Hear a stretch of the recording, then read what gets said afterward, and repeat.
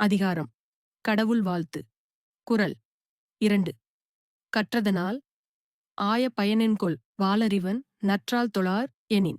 இது சங்கர் என்ற ஒரு இளைஞரின் கதை. சங்கர் ஒரு அமைதியான கிராமத்தில் விவசாயக் குடும்பத்தில் பிறந்தவர். படிப்பு அதிகமில்லை. ஆனால் அவனுக்கு ஒரு சிறப்பு இயல்பு இருந்தது. கற்றுக்கொள்ள ஆசை. வீட்டிலே வேலை செய்து கொண்டே அவன் தினமும் பெரியவர்கள் பேசும் சொற்பொழிவுகள் கேட்டான். புத்தகங்களை எடுத்துப் படித்தான். ஒரே வார்த்தையில் சொன்னால் அவன் சிந்திக்கத் தெரிந்தவனாக ஆனான். ஒரு நாள் அவன் ஒரு புதிய விவசாய முறையை பற்றி கேட்டான். அது பயிர் வளர்ச்சியை அதிகரிக்கக்கூடியது என்று தெரிந்ததும் சங்கர் அதை முயற்சிக்க முடிவு செய்தான். அவன் பயமில்லாமல் அந்த புதிய முறையை செயலில் வைத்து பார்த்தான். களை வெட்டினான், பாசனத்தை மாற்றினான், நன்கு திட்டமிட்டு பயிரிட்டான். 3 மாதங்கள் கழித்து வயல்வெளி முழுக்க பசுமையாய் மின்னியது. பழைய முறையை விட இரட்டிப்பு விளைச்சல். ஊரிலிருந்த எல்லோரும் ஆச்சரியப்பட்டார்கள். அந்த நேரத்தில் சங்கர் மனத்தில் ஒரு உண்மை இருந்தது. நம் வாழ்க்கையில் நம்மால் கற்றுக்கொள்ள முடியும். கேட்டுப் பார்க்கலாம், படிக்கலாம், முயற்சி செய்யலாம். அதுவே நம்மை மாற்றும்.